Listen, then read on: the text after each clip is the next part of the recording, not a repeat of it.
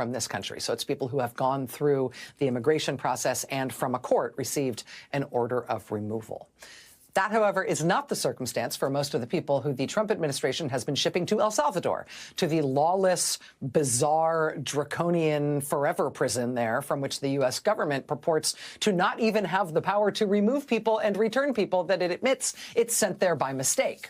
The Washington Post reported late last night that the whole basis the Trump administration has cited for why it's using that Salvadoran prison, for why it's using the Wartime Alien Enemies Act to send people to that prison, why it's using the Alien Enemies Act to deny any kind of due process at all for the people they're shipping to that prison.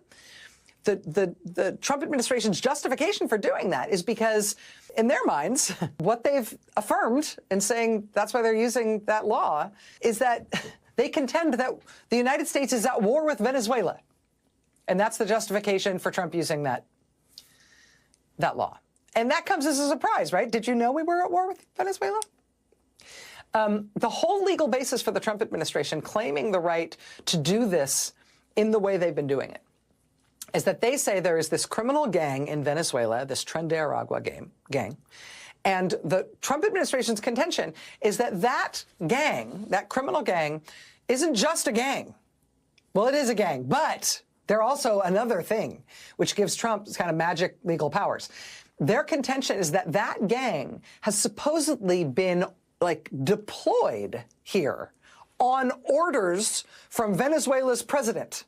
Like he has sent them here as a little undercover army to invade us at his command on behalf of the government of Venezuela as a way of that country waging war against our country. And so they're like an army that we're fighting against because we're at war with that country. I know it's right. That's seriously their legal rationale for what Trump has done with this El Salvadoran prison. OK, here's the Washington Post late last night. Quote, headline, U.S. intelligence contradicts Trump's justification for mass deportations. Quote, the National Intelligence Council, drawing on the acumen of the United States' 18 intelligence agencies, determined in a secret assessment early this month that the Venezuelan government is not directing an invasion of the United States by the prison gang Tren de Aragua. Trump invoked the Alien Enemies Act in mid-March, proclaiming without evidence that Tren de Aragua is perpetrating an invasion of the United States at the direction of the regime of Venezuelan President Nicolas Maduro.